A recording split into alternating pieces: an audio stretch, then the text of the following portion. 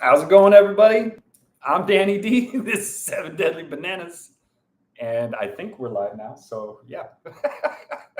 The standard intro. Yes, you are. Okay. Yeah. They can't see me. They can see the boxes. Boxes. That's Audrey's hand. Where's the banana? Shut up, David.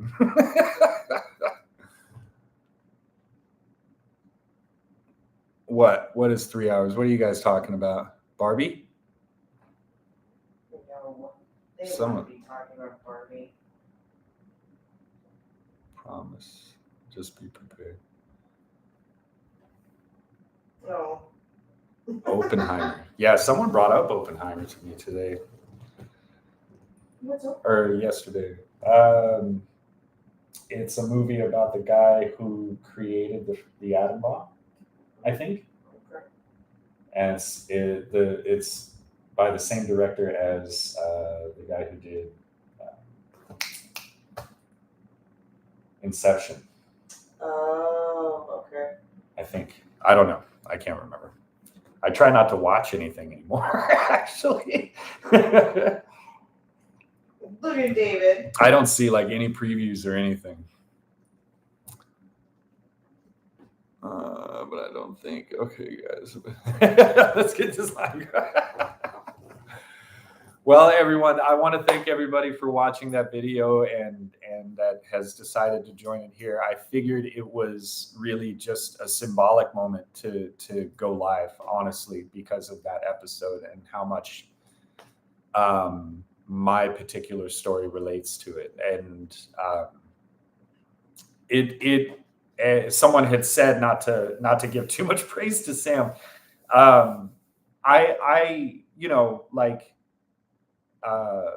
I understand that there is some, I wouldn't say necessarily bad feelings, but definitely some hesitation towards giving praise to Sam, considering a lot of the subject matter that occurs. But more so, I was talking about that particular episode. It definitely held a certain anchor in my life. That conversation I've had with multiple sponsors, and I, I've even sat in similar diners, which I think is interesting. There was a lot of very specific detail about that episode that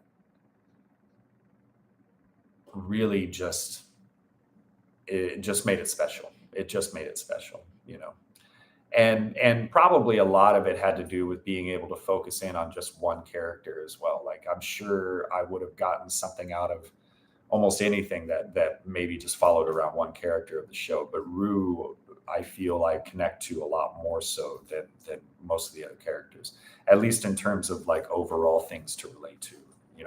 I feel like I share a little bit with all the characters, honestly. So. But I thought, it's a special episode, I think, for a lot of people who have been chiming in and throwing the comments out there and giving me little tidbits of their life and where they're at and stuff. And like, for instance, Bree, who had said that she had a bad dream and was just so relieved to wake up from that dream. And I don't want to be detailed just in case, but I'm super happy you're here. And well, you might not be in the chat, but you were in the video. I saw that. So it was just really cool to see folks, who are empathetic, obviously share their own particular connection in some way, shape, or form. Like, all of you guys give me strength, to keep this going. And I'm only a little bit worried, actually, that, at some point, she's running down. Sorry, I'll read the chats. What up, Boston? I only hope that, sorry, I forgot completely what I was saying. The Boston comment threw me off. I was so stoked to see people comment from certain areas of the world. Yeah. But it's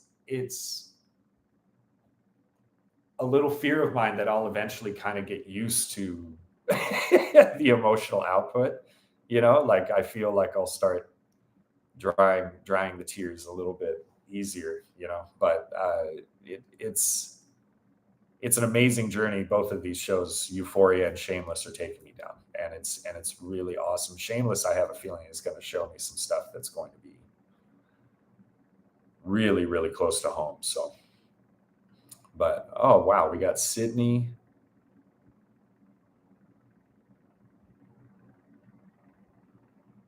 Thank you, Summer Devosa. Appreciate that. So does anybody have any questions? Like I would really, again, I'd like to open this up to you guys. I know we talked about a lot of stuff the last time. There was a lot of really amazing questions. But, in a way, I'm kind of a character of Euphoria. Like you can literally ask me, my backstory. You can ask me about my environment. You can ask me things maybe that are a little bit more related to you or whatnot, like literally whatever you want to ask at this point. Summer wants to know, who is your favorite character besides Rue? Besides Rue?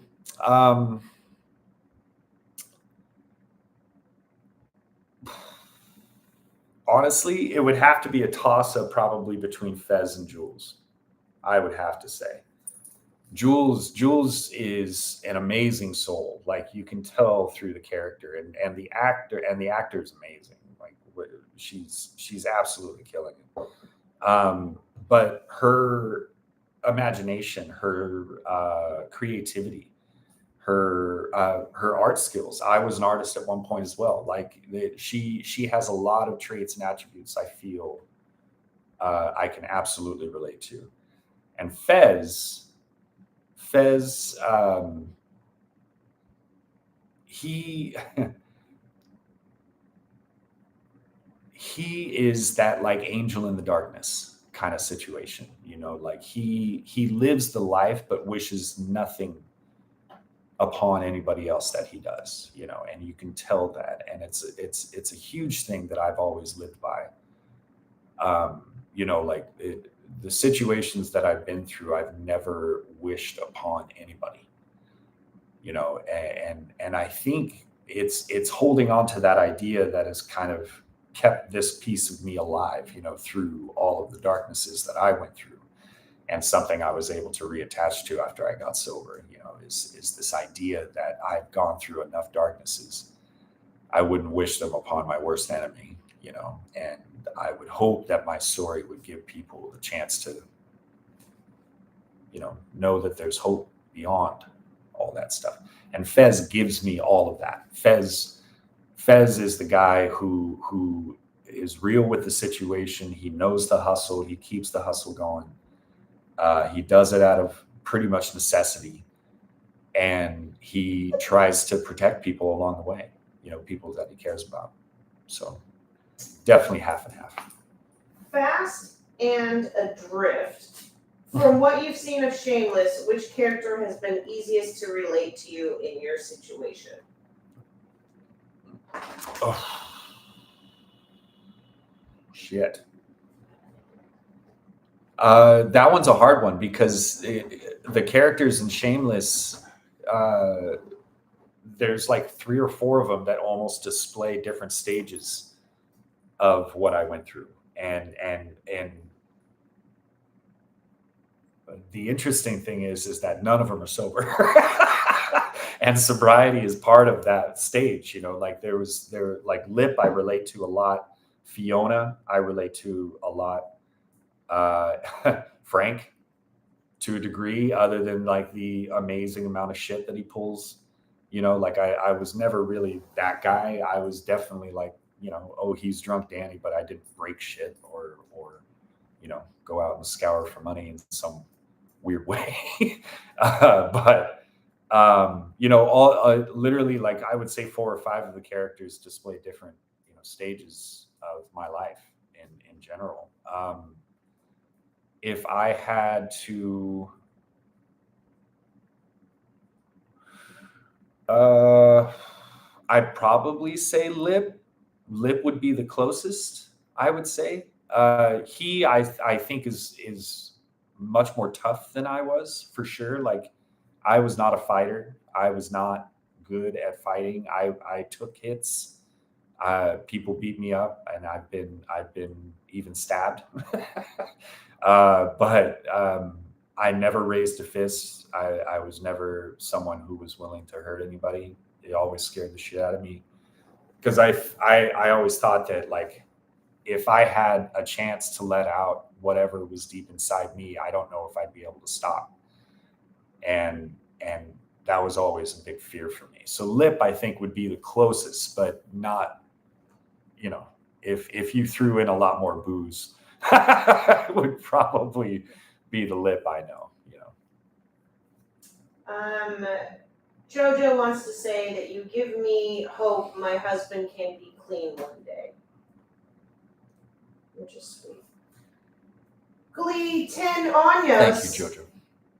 Loser. In the context of this show, sorry, he's my friend. Do you believe the portrayal of rehab and recovery centers is realistic? Or are there aspects that seem overly dramatized? Well, there hasn't been a lot of rehab. If you're talking Euphoria, I don't think there's been any rehab at Shameless.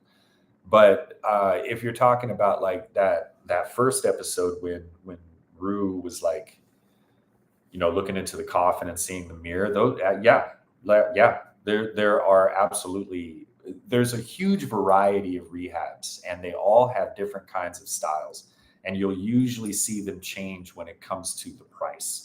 Typically, like, you'll see, like, a gigantic price difference in the resort style places, where I don't honestly think I don't like those kinds of facilities. I feel it's too much pampering for my taste, and I understand that people would go that route. Like, I'm not necessarily knocking it. I just don't give it as high success rate, if you ask me. And then there's the lower end, where there are live-in facility. It feels a little bit more dorm roomish, and there's a sense of, like, gloom as well as hope. Huge mixture of that, and you've got old timers that have maybe lived there for a year, and people that are rotating in and out for days on end or whatnot. But all of the one example that I think Euphoria, I think, won. Yes, that is actually a thing. The coffin thing does happen too. Ashlyn, hey Danny, have you thought about watching The Bear? Yes, it's on the list. It's definitely on the list. The Bear is the Lip. It's Lip, right? Going on to be a chef. I don't know if there's a lot of things that have to do with, like, addiction or anything. So it unfortunately, the channel is kind of an obvious one direction right now. Like, a lot of people are attaching to the sober guy and watching shows that have to deal more with, like, addiction and recovery. Although I'd like to see more recovery. There's not a lot of recovery going on so far. But the bits like Ollie is stuff. It's like a breath of fresh air whenever something like that comes into play. But yeah, it's yeah.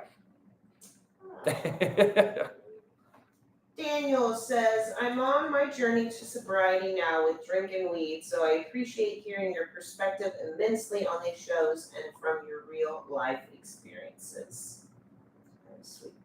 Right on, Daniel. Congratulations. Summer That's awesome. says, I hope it's okay if I ask one more that's more personal. Don't answer if you don't want to. Do you have any general tips for someone who is quitting nicotine and drinking? So, Yeah. I smoke cigarettes. And something that you'll hear very quickly in the program is that if you drink coffee or smoke cigarettes, it even says it in the book, is not to quit them. And the reason for that is you don't want to do too many things at one time. Cigarettes, while they are a dangerous substance in the long term, they're not killing you as quickly as booze could be. So the idea is to set yourself up for success, which means you really want to keep it pretty simple in the beginning.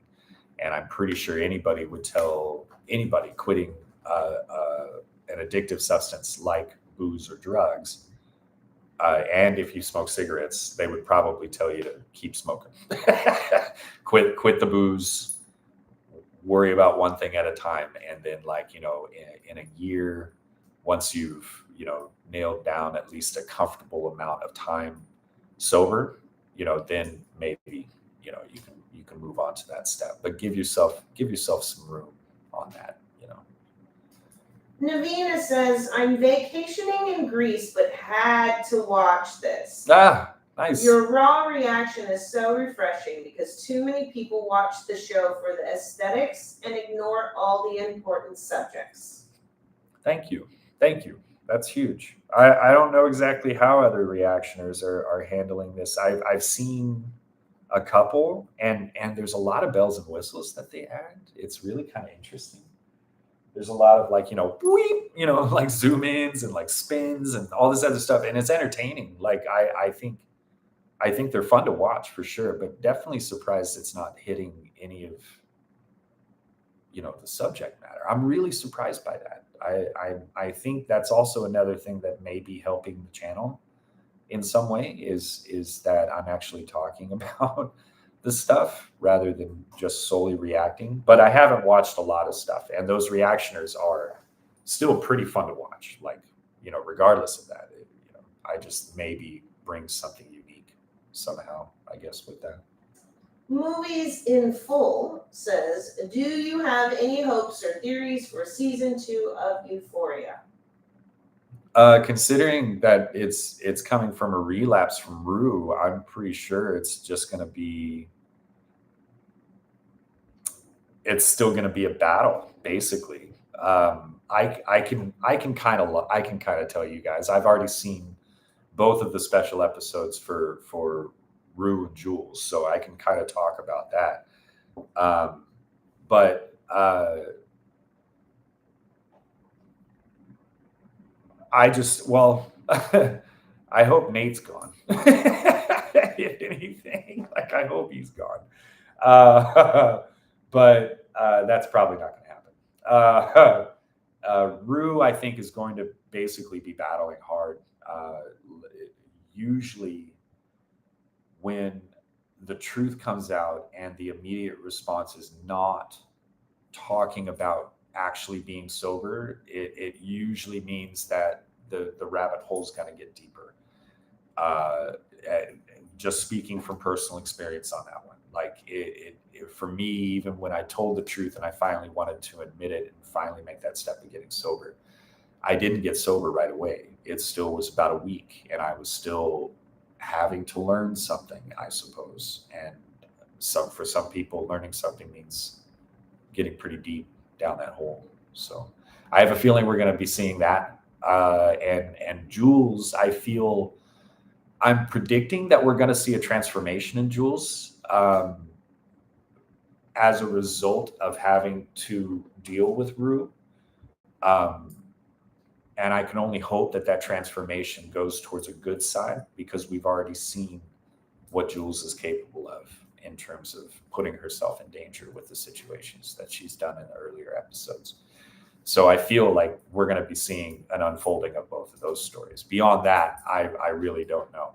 They're kind of both my focus, I think, especially after watching these 2 episodes.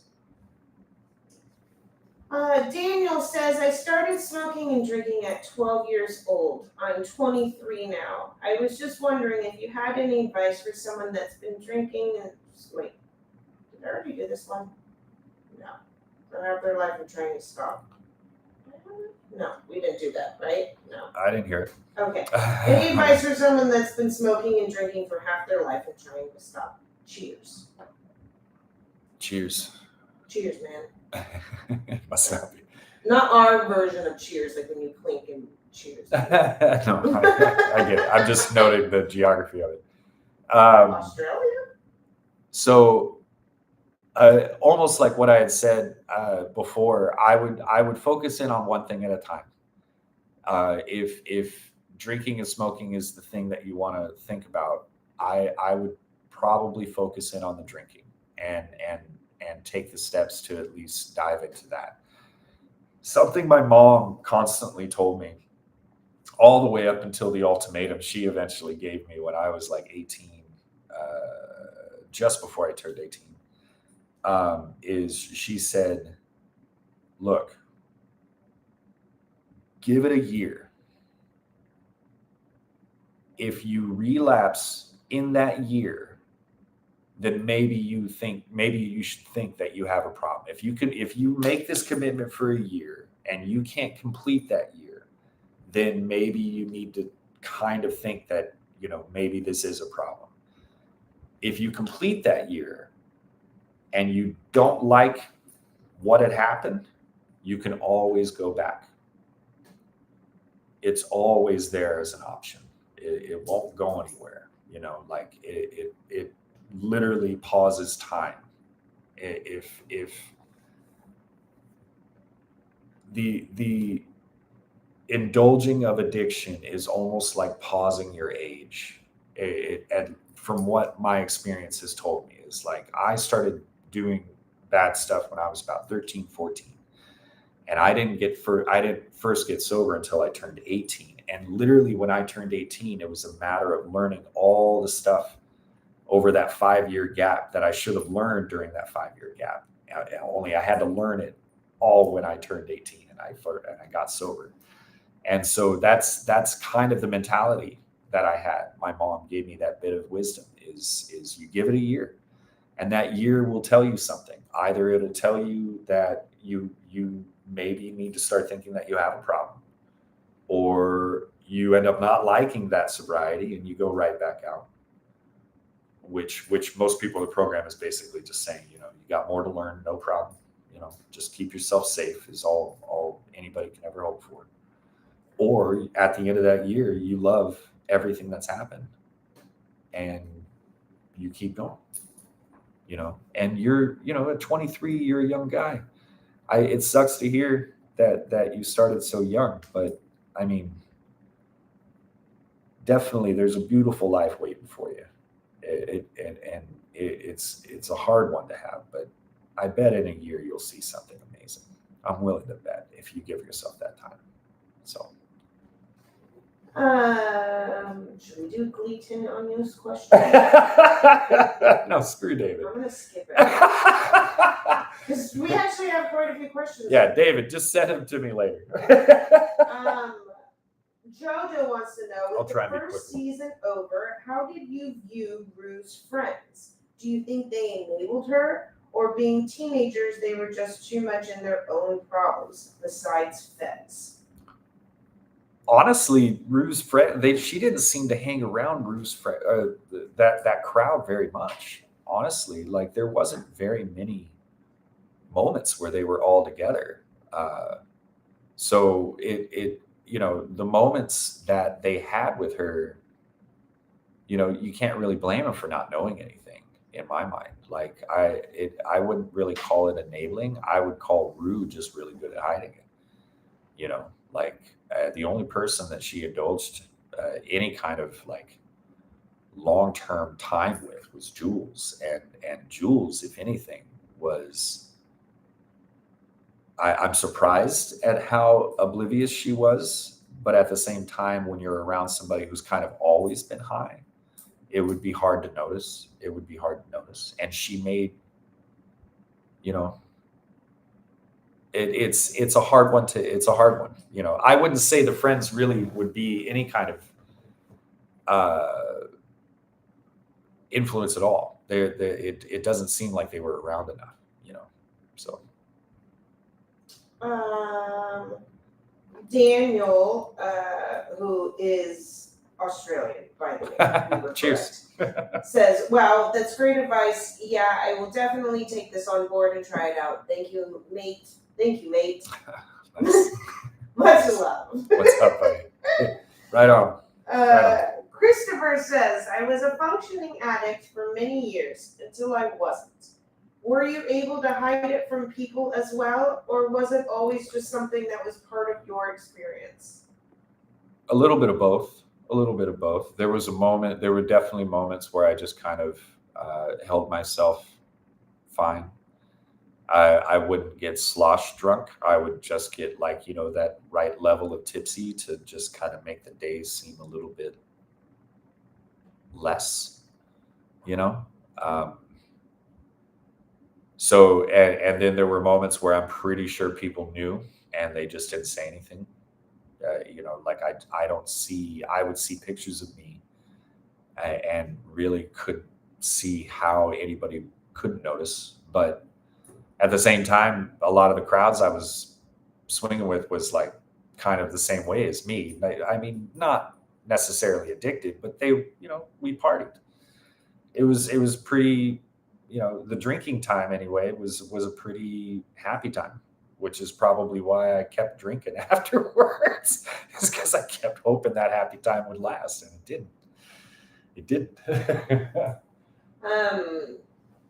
Hope says, "I'm not sure if it's been said already, but Miss Marcia from Rues episode is a real addict and over 17 years." Yeah, no, someone mentioned that. The diner lady, right? She was badass, if you ask me. I'm serious. I would like, and the thing I think I meant to mention in the video about that is you'll find a lot of people at that age and stuff that work in coffee shops, diners, that have years of sobriety and all this stuff. And I know that it doesn't necessarily look all that glamorous, but it's if you're coming from that world, you have no idea the trophy that is. Like the accomplishment of feeling like I can maintain a fucking job. I'm making some money. I'm not neck deep in debt. Like it doesn't matter what the job is. It just matters that you are, a normal person, that you're somewhat contributing to society in some way, shape, or form. Like you have the ability to have an effect on something, so I just kind of wanted to mention that about that. Like I look up to people like that all the fucking time. There's so many heroes I have in my life because they just happen to be in the right coffee shop at the right time or the right waiter at the right diner. It's amazing. I don't know if you answered this, but Jojo has said, "What is your opinion for the best way to be friends with an addict?" Oh, honesty. It kind of depends on the context that you're talking about right now. Like, is this person actively using, and are they aware that they're an addict? Have they not necessarily admitted that to themselves? Like it kind of depends on the honesty level of the friend. But if this person is someone that you care about, in my opinion, and what I would have hoped I had, is a friend that would have been able to tell me, I care about you enough to say this, and to be able to express that I don't want you to die doing what you're doing. You look like shit. I really wish somebody had told me that. Like that part in particular. I'm not saying to say that to your friend, but dude, that's kind of what I expected, especially seeing pictures from back then. It's like, dude, come on, man. You're obviously killing yourself right now. Like you can see it in your face, all this stuff. And it's all in your delivery. It doesn't have to be, it's scary and it's hard, but you make sure that you're coming from a loving place and you're not trying to rag on anything. It's just I care about you and I want you to be safe. And if they reject that or in any which way, that's kind of the fear behind that. And I would prefer saying it and dealing with that part than never saying it and never having the chance to say it ever again.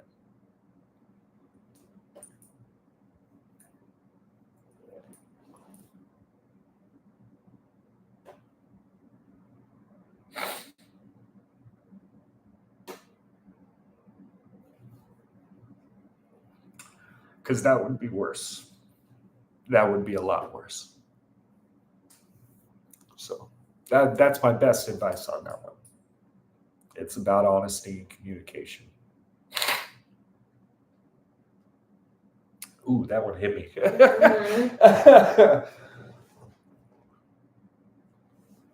Ivana says, you had said in one reaction video how Rues started showing how dependent she was starting to become on Jules to stay sober.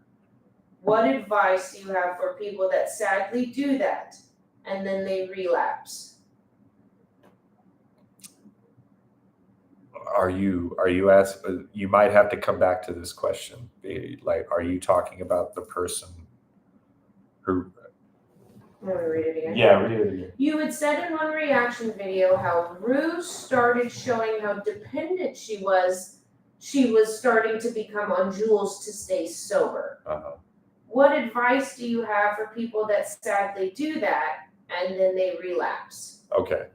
No, so you are talking about the addict.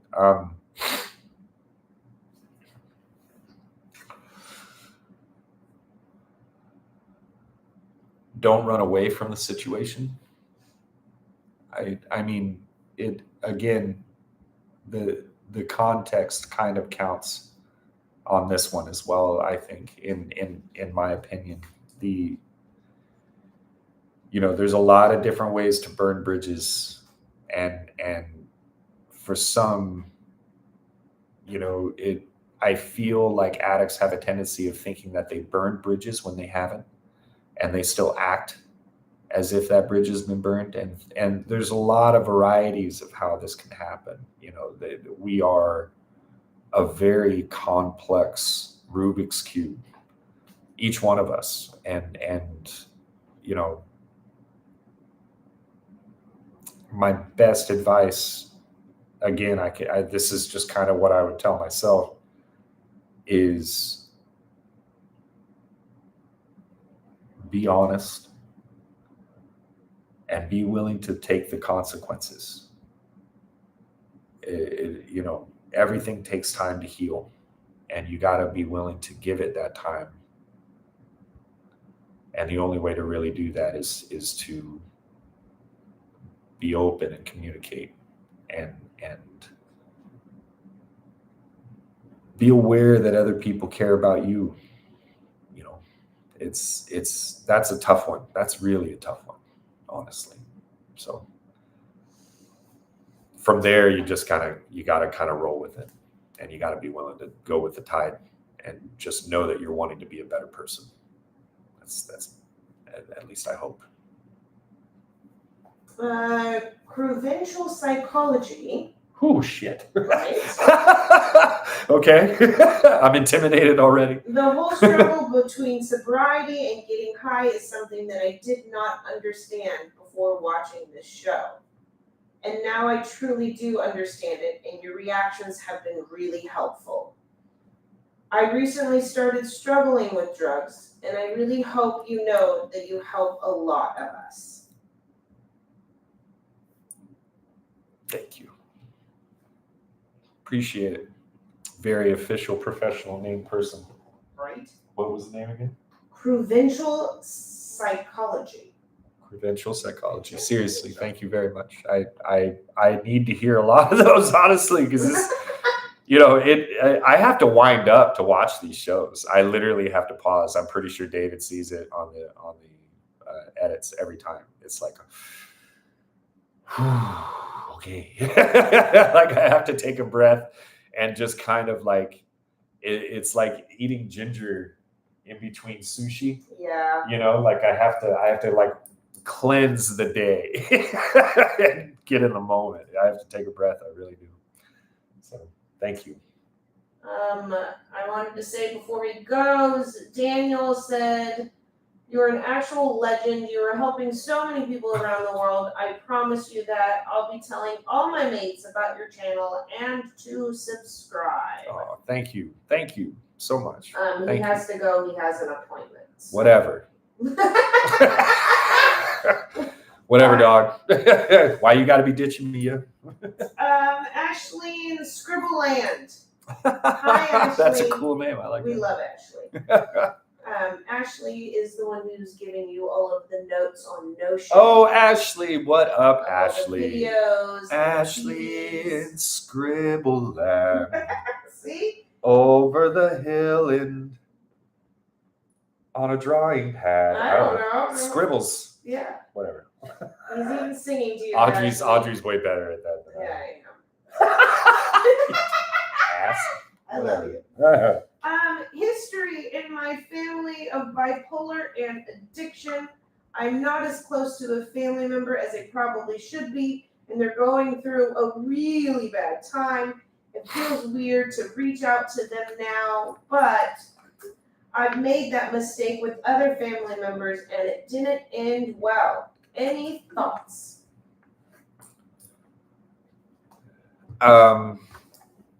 Maybe ask for help. The situation with bipolar and manic episodes and things of this nature is something that I don't have a lot of experience with. I've been called manic, but I've never been diagnosed by that. I've had at least seven counselors, therapists, psychologists, literally in those three categories. So like at least two each of those.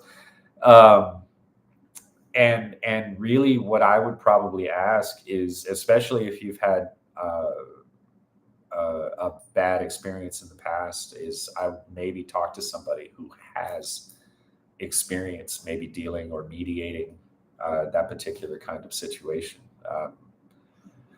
At least to get better advice with someone who knows how to kind of navigate, because I think that, to my best guess, is you have to kind of navigate where the triggers are, basically, is what I'm thinking, and I definitely don't have that kind of knowledge, and that's also kind of customized to each person. So I would probably ask for help.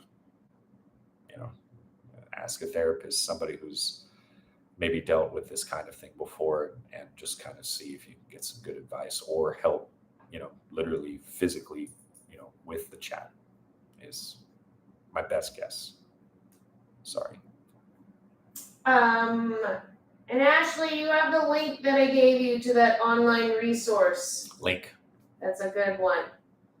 Cruvinal Psychology wants to let you know that my name does sound professionally, but honestly, it's just my last name. I'm Brazilian. Nice. Mr. Psychology. All right. All right, Mr. Psychology. What are you going to do? I like it. Yeah. Claudia says, "Hi. Hi, Claudia. I don't do drugs, but I've been surrounded by people who do. I was never really able to understand them, and you're helping me be a better friend to them and maybe help them in some ways." Thank you. Thank you. Congrats, by the way. And the 95 says, "There was a lot of talk about Euphoria glorifying drug use when it aired, mostly for teens. What are your thoughts?"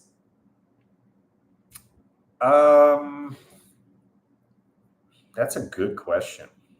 That's a really good question.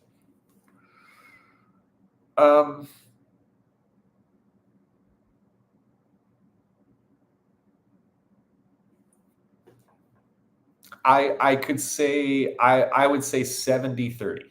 I would say 70% no, and the 30% is really just kind of dedicated to space to understand why anybody could think that.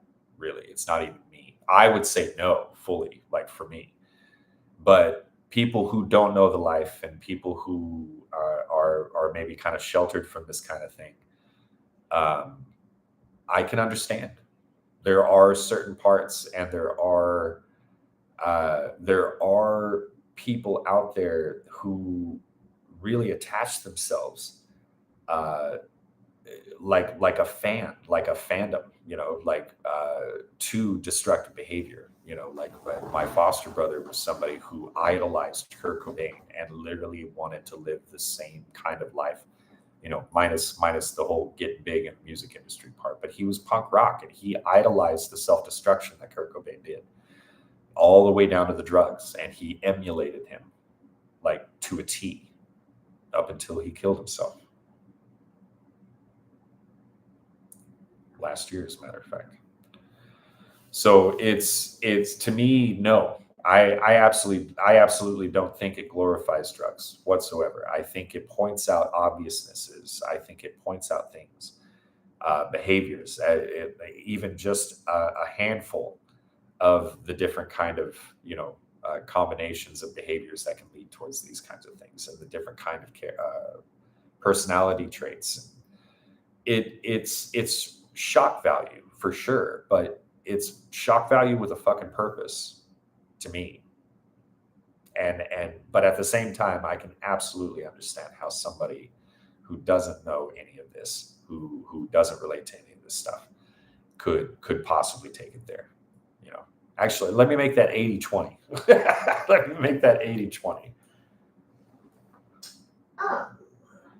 Lou says, I saw, wait, hang on, there was another one on here. We'll back to it. Ivana says, a virtual hug from all of us. There you go. Thanks. Now, Lou says, I saw people ask what you think will happen in season 2, but do you have anything you think won't happen? Tricky. That is tricky. That's like anything that won't happen. I don't know. I'd have to think on that one. Like I'm kind of keeping my mind open. Like I'm not really trying to predict anything. Like when they asked that question, that was literally the first time I'd even thought about it. Like I try to kind of stay in the moment as much as I can. So it's that one's I don't even know how to answer that question. I mean, because there's levels of unpredictability there, things that I don't have experience with, and kinds of people that I don't have experience with. And there's a lot there that I do relate to that I can pretty much predict, but the non-predictable part can change all of that, like and that's kind of what the story is meant to do, in terms of embellishment and here or at all any kind of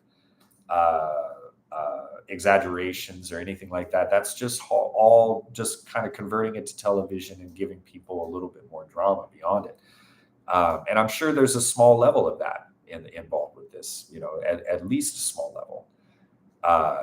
But because of that, I just choose not to really predict anything unless, I'm just in the moment. I'm like, okay, I know where this is, that kind of thing. Sorry, I can't answer that one. That one's a tough one. Watch it pop up though. When I was just like, hey, wait. Cruvinal psychology, doctor psychology. Lots of psychologists. It's the same person. Oh, okay. Yeah. Mr. Psychology says, I had a friend who uses sleeping pills recommended by their psychiatrist, and I unfortunately had to cut my relationship with them because I noticed it was making me get worse and worse with my drug use. What do you think is the best way to do that without making their drug use get worse? Making it clear, my friend did not use it to get, my friend did use it to get high and not to sleep. Yeah. This is actually a huge battle that I've faced. And actually, I'm kind of glad you ask this question because there is an honesty thing that I think I need to put out there, and I may as well do it on a live scale as well. Um, when I first quit drinking this time around, my third time, this particular stretch, when I first quit drinking, my drinking was revolved around me trying to sleep. Like I basically started drinking as heavy as I did because I was trying to find a way to go to sleep. And booze was just kind of the cheapest, easiest option. It was like I was already drinking, and I don't think I was drinking. I probably was, but I didn't consider before that particular time at all like an excessive drinking point for me. Uh, but when I started having to try and find a sleeping schedule around having a 24-hour job, drinking was just the easiest thing to grab. And so for 6 months, I was training my body basically to sleep only on booze. That was just kind of the way it went. And so when I quit, um, I think I stayed awake for about 72 hours. It was really freaking difficult. And thank God I had an Xbox around. It was like the only thing I could find to help me pass the time because I was afraid to leave the house. I was like, if I leave the house, I'm just going to go drink. So if I leave the house, it better be either for work or a meeting, Xbox became my best friend during those 3 days. But it was a constant problem that I had for ever. And it still hurts me today, as a matter of fact, to a degree.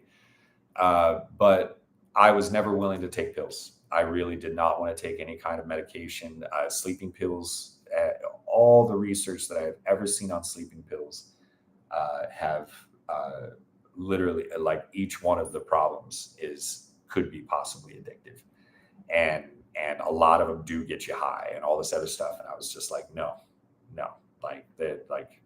there's no way I'm going to go down that road. Like, I luckily had stayed away from pills a lot during my drug use days and my drinking days. So there was no way I was going to try and start now.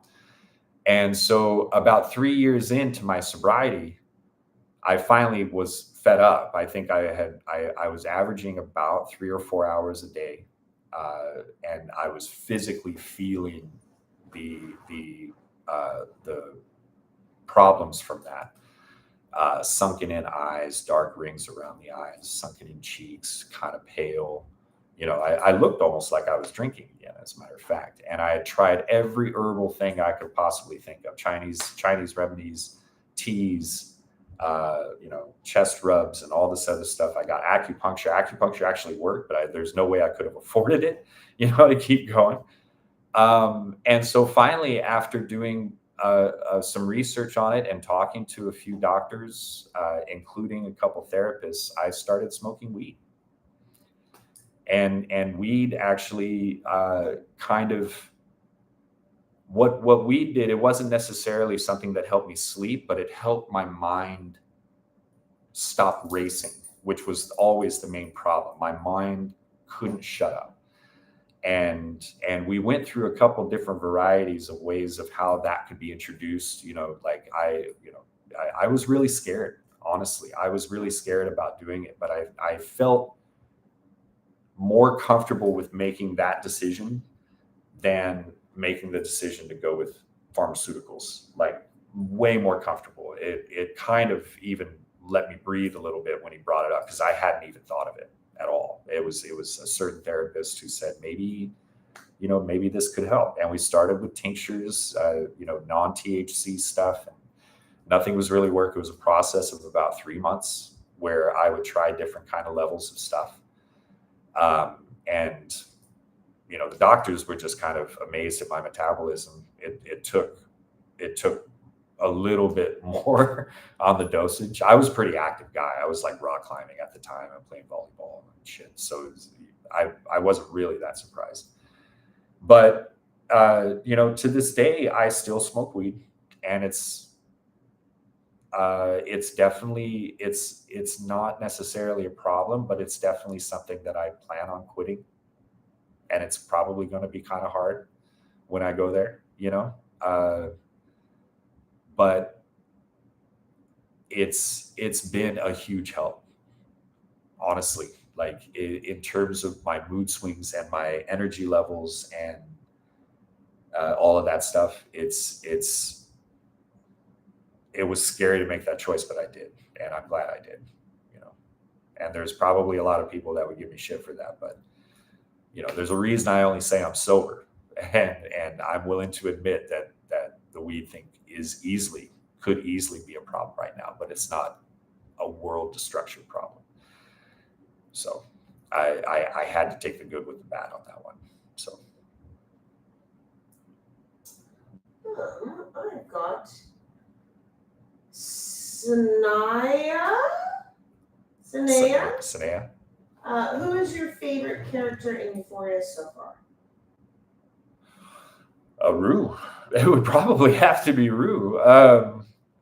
In more ways than one, not just on the addictive trip, but with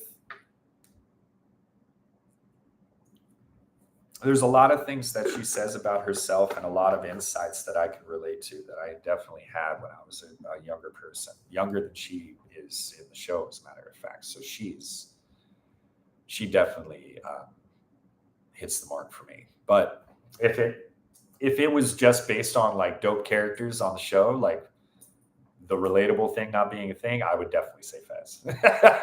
Fez for sure. Yeah, he's a G, totally a G. You know, for sure.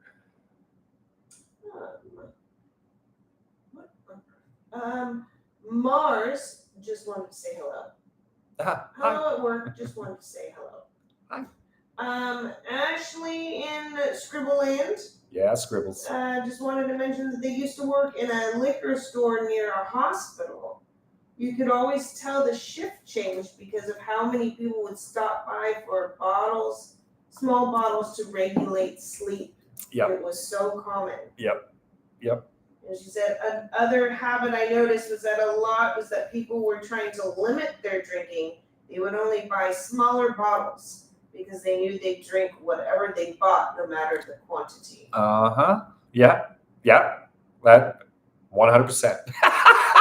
And like I worked at a 7-Eleven. It wasn't a hospital, but I walked by 2 liquor stores that were always open at 6 a.m.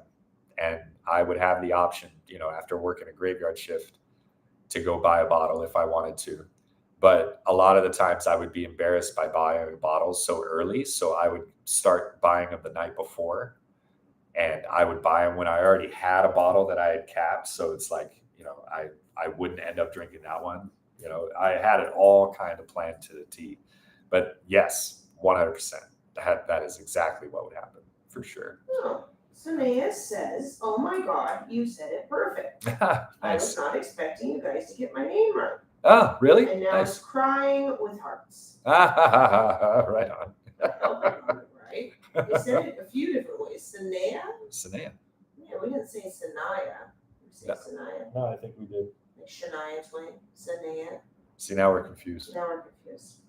Let's stick to Sanaya. We're going to stick with Sanaya. Sanaya, tell us if we're right. I don't know, man. Says, as someone who is actively trying to maintain sobriety, what challenges do you face that may affect that? If you're talking about early sobriety, it's such an abrupt change to your life. Like it really, in my experience, it's the change of environment. You go from being in kind of like a constant party to being kind of a little bit serious, I guess is the word I would say, more hyper-focused on not even hyper-focused, like, because in the early parts of sobriety, I don't think anybody really knows what they're in for. Like you're kind of walking in just saying, yeah, I'll get sober. Or if you're at the point where you're using or drinking has taken you to like on the brink, then you're like, it's almost like you're being revived, from drowning, so there's different levels of that. But really, it's about changing your environment. It's like you're taking a vacation. it's the easiest way I can think of to kind of describe it. It's like you've got this life that you have built probably revolving around your addiction. And in order to really, amplify the success rate of you not using or drinking, you need to not be in that environment anymore and be around fellow people who are sober. People that you relate to. It doesn't have to be just because they're sober. It can be people that you like. Sometimes you may not have a choice on that one, but you go to a meeting or something like that, and you gravitate towards the people that are saying the things that you enjoy hearing. There's going to be a lot of people that say things that maybe you don't relate to, and maybe people that look like they would be someone that you wouldn't really talk to, but you'll eventually hear someone. And my best way to say that would be, be willing to dive into that.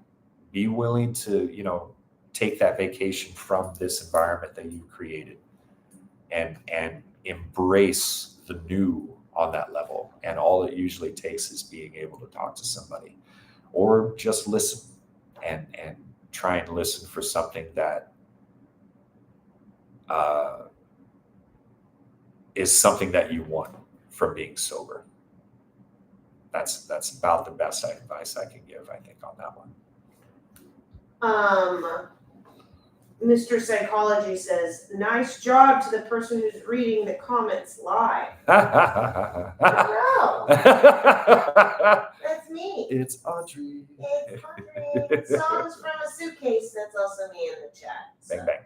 Hi, everybody. I'm in my pajamas. I had FOMO. I didn't want to miss out.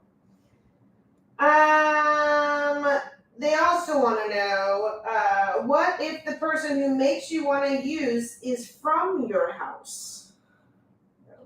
I would say leave. Move. I would say get out. Or if you have the ability to make them leave, either one. If it were me in that situation and I wanted to get sober, I would leave. I could be more sure, I think, of that answer. I think, really, and I hope that doesn't suck to say, because if this is like a friend or something like that, that does kind of suck, but that doesn't unfortunately change my answer. It's about you. It's about your safety, and it's about your sobriety. And you're not going to be. I wouldn't be anybody. I wouldn't be help to anybody if I didn't get sober. So, kind of handle one thing at a time. Again, is kind of where that goes, I think. Dawitz wants to know, is it possible to do drugs daily and not be addicted? When I was younger, I used to do that, but then quit cold turkey because a friend and me almost got found out. I never felt addicted, but maybe it was denial. That's a tough one. Because I can kind of relate to that story. Back in my meth days, when I was back in my meth days, good old crackhead days, back in those days, when I quit, it was remarkably easy.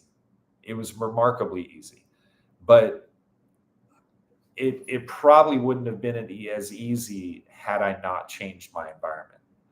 And that's what happened with me is I was about to be gone. Like the more I look back on this, the more I realized that if I had made this certain move, we were about to move to Fresno, where basically we could just use all the time. And it was some dead, broke ass, desert ridden town of nowhere. There's like nowhere. And you would just I would pretty sure it would just be us using the entire time. And I had luckily gotten home to see my mom and to see where they were living. And I got a breath of fresh air away from the drug for just, I think, about 5 days before I ran away again and ran back, to Fresno. And then about 2 weeks after that, I came home and I went back to my mom and didn't go back. and I didn't touch meth again since. And it was just like home, sleeping and eating and doing normal things like that. I was like, oh my God, food. Like, meth fucks you up, man. It fucks you up. And the moment that I had that time to breathe, I grabbed it. Thank God. I grabbed it and I didn't let go. Thank God. So I think again, the environment has a huge effect. The people you're around, the folks that emulate who you want to be in your future, the kind of person that you want to be, those are the folks you want to be around. If sobriety is your kicker, be around sobriety. Those are the people you want to fuck with, for sure. I totally forgot that was in Fresno, because I have a lot of family that lives in Fresno. There's a lot of ghetto spots in Fresno. A lot of ghetto spots. And Modesto. And it's right next to Modesto. I'm like, holy shit. Yeah. There's some fucking shit over here. Like, literally, when we pulled up, I had no idea the like neighborhood we were about to walk into or whatnot. And I'm just like, Yeah. But I had meth, and that made it okay. Oh, that sounds so bad. Childish says, congrats on 10,000 subscribers. Oh shit, yeah. Hey guys, that's a big congrats to you. Seriously. No. That is so awesome. Seriously, thank you everyone that has joined up and all that stuff. Like, the subscriber count is not even something I try and push. I just hope that folks watch the videos. Like, I don't necessarily push for the subscribers or the likes, but it does make me feel better. It does help. It's just not something I try to push. But thank you so much. 10K. I wish I could find who the 10K person was. I'll throw such a big shout out to that person. But thanks again. Seriously. Lou says, is there anything you regret about the process or steps or the way you went about getting sober? Would you go back and change anything you did with what you know now? With the steps of getting sober, well, there's kind of two different directions with that question. There's the me making the steps to get sober, but not actually making the steps to stay sober. And then there's me who is making the steps to stay sober. Like, there is a difference between the two. And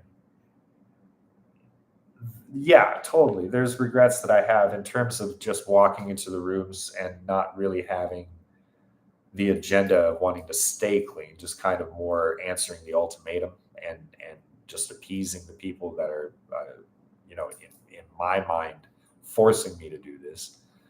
And then there was the moment where I truly, genuinely wanted to get clean, and absolutely, there's a lot of regrets, especially the first time. I was like socially awkward. I didn't know how to talk to people. I was living in Santa Cruz, coming from the Bay Area of San Jose, and there was already this huge rivalry between the Bay Area people and Santa Cruz. And there's it was stupid. It was so stupid. Valley. I wore Valley pretty okay. I was pretty fucking Valley, but I was also, my personality was very Santa Cruz trait. So it's like, it was very weird, but, the regrets that I have though are very easily overlooked. Like there's going to be standard mistakes made in your beginning sobrieties. You're relearning how to live without a substance that usually gave you a chance to kind of numb away the pressures and the stresses and the hard parts and the cries and the angers and the fears. You don't have that numbness anymore. So that's the thing you got to learn, and mistakes are going to happen. Absolutely. You just got to be willing to be honest and say your apologies whenever you can, really. Wasn't there a quote thing that you were talking about where it's not about the addiction of the drug. It's the addiction of not facing your fear of it. Like you're in the drug is basically just there to cover up the fact that you're scared of being social or being vulnerable or whatever your fear actually is. And so the drug justifies the emotion. So essentially you don't know how to cry on your own. You don't know how to laugh on your own. You don't know how to have fun on your own. You don't know how to do just the basic everyday social things, or even the things that you're capable of doing on your own. The drug basically is the mechanism that allows you to be that way. And, like, because at least for me, I felt like I couldn't be that way because I was always thinking about all the bullshit. It was all the stinking thinking is what they called it. It's the shit that puts doubts in your mind and makes you fear, success or failure, or it's the thing that in your mind makes you feel like you're not worth anything. That I'm a piece of shit because I've done so much bad shit to everybody. And then you drink or you use so that you don't think of that stuff, so that you can move on to having like a good time or a laugh or a cry or whatever it may be. And for most addicts, you end up drinking or using to the point where all the stuff you hate pops back up. So like it's just a little speed bump of normal feeling, and then poof, you end up back in this place of regret, only now you're wasted. And that's a bad place to be. That's usually where bad stuff happens a lot. So Ashley in Scribbleland. Scribbles. Which, by the way, was like 3 messages. No, you did not get 400 characters. I stayed at a mental health addiction place for mental health reasons. They used an analogy for you being a puzzle piece who fits in your life in a certain way. But then, after returning to your life with changes made, it's super easy to fall back into that same shape. But your friends, family, etc. need to reshape themselves around your new self to help your recovery and changes. Change your shape, and they have to adapt to that, or things don't work out in healthy ways because we're so trapped in familiar patterns with people and family. Yeah. Okay. Yeah. No, that totally makes sense. I was waiting for a question, but I was like, no, that was it. You're like answering your own question. Mine was, yeah. That was good. Yeah. No, that totally makes sense. I always think about the quote, teach people how to treat you. Yeah. I think is important in it. The best way to do that is to treat them.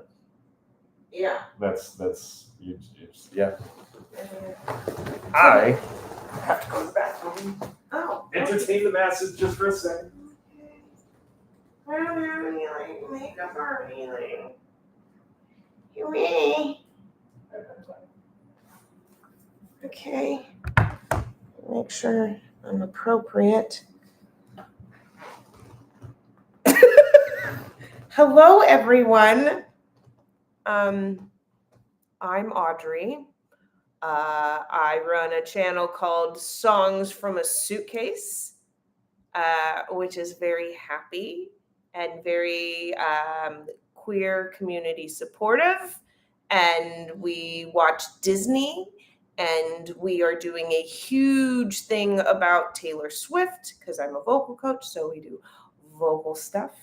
And Danny was the one who helped support and grow my channel. And then that's why now we're doing his channel. So you're welcome to check out Songs from a Suitcase. On the sobriety thing, Danny and I have been together, will be 11 years in September. I knew he was an addict when I started dating him, and I actually liked that because I come from a family of addiction. And I really wanted someone who was sober because I knew that, one, I wanted someone who understood my family's issues and could relate to the trauma that I had been raised in.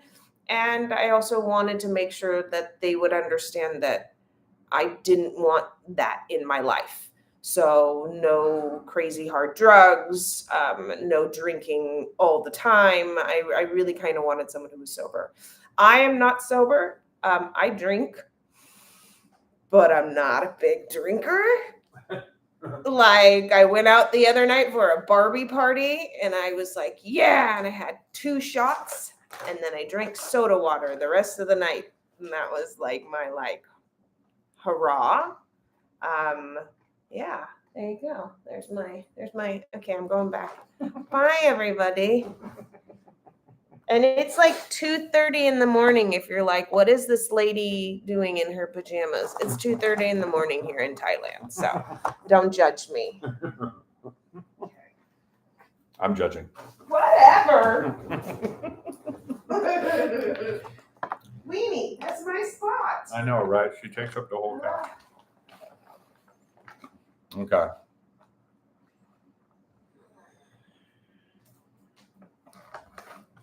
Do we have? Yeah. This is our wiener dog. Babies. Her name is Vienna. She's our baby, and she's extremely long. You can tell. Got a long wiener. Okay, good. That should give them enough time to ask more questions because We caught up? we basically caught up, and I'm that was fast. gonna ditch out on you very soon. Okay.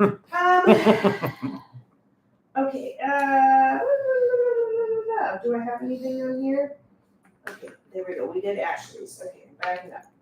Scribbles. Scribbles. It says, there's all these wonderful compliments. I'll just give them to you. Sanea says, you are so open and honest about your journey, can really help others who are struggling. Thank you so much for what you do. Smiling face with hearts. Thank you. Thank you. Mr. Psychology says, damn, now that you mentioned the whole socially awkward thing, that made me realize how much I use because of that. Yeah. See? That was actually, if I bring up a little aspect of my addiction, because one of my therapists, while I was getting sober the first time, he was part of the group counselors at the school that I went to, which was a clean and sober alternative education high school, because I was a dropout for 1.5 years and I was attempting to still graduate high school with a normal degree, not just go for my GED. And this fucking counselor, he one day, like I think maybe 2 months into our counseling sessions, one-on-ones, he just looks at me, he's like, you're not an addict. You're not an addict. Like, what are you doing here? Like, and he was serious, and it blew me away what he was telling me at that point.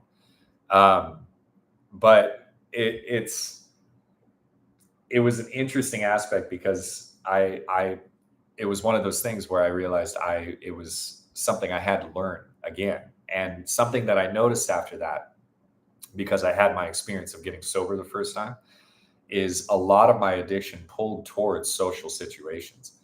I was more, I feel, at least level with the addiction of actual alcohol or drugs. The same amount of addiction I feel was towards being social with people, and alcohol allowed me to be more comfortable coming out of my shell, and talk and flirt, and gab and sing karaoke and do all the things that people do normally, And these days I don't do it that well, Like, I'm not very good at social situations. I'm I try to talk to people like human beings, and I'm charismatic to a degree. I'm a hopeless romantic at heart and all this other stuff. But at the same time, I'm just not very gung-ho about hanging out with people all that often. It's very weird, but it's an interesting aspect of the addiction. If you notice is I feel like I was much more, like I was just as addicted to the social aspect of alcohol as I was alcohol. And it's something that I think does ring true for a lot of addicts, as a matter of fact. Continue with the compliments. Okay, I was just scrolling. There's all sorts of randomness going on in here. Oh, really? Someone's saying the only time I do meth is if I need to bury a body. Jesus. I'm having to scroll through all this crazy stuff. That's a t-shirt. I'm going to make that a t-shirt. Whatever, Ahu, you need some wild stuff. That is amazing. I think I'm going to use that. Right. The only time I use meth is when I need to bury a body. Yeah. That is a t-shirt and a half. It sounds wild. I would so wear that t-shirt. Sophia says your channel is so underrated. Thank you. Yeah. That's a good compliment. I like that. Anna95 says my dad has been drinking my whole life, and our relationship is barely there, but we have a superficial one. There's a lot I'd like to say, but I know I won't get a satisfying answer. Any advice? Don't look for an answer. That's my first instinct to say.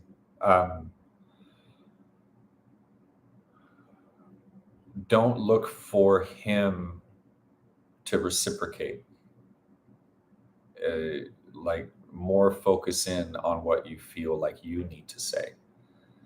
Because I feel like in my experience, talking to a person who, drinks all the time or does drugs or whatever, it's really hit or miss on whether whatever you say is really going to get through in the first place. Like, you're not just talking to them, you're talking to the person they are while they're on drugs or drinking. And sometimes that alternate person is stronger, unless you catch him in the right moment. I would try to pick a time where he's either as less drunk as possible or before he starts drinking. And if it were me, I would say my piece, and I wouldn't bother asking a question. I would just tell him, look, I love you. And God, there's so many things I would say to my dad, if I had the moment, if I had the chance.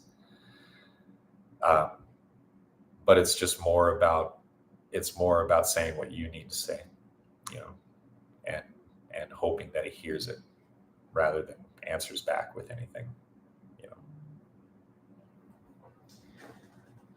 Best advice. Good question. Someone called me a YouTube mom. I am not a YouTube mom. I'm not a mom. Well, I guess so. My dog is my baby. No, you're mom to the YouTube people. I am a cool aunt. Yeah, she's a cool aunt. That's the middle ground. Yeah, I agree. Cool aunt. Cool aunt. Because Okay. you could also be a young cool aunt. Yeah. True. I'm a young cool aunt. Mr. Psychology says, this might sound really depressing, and I don't mean it to be that way.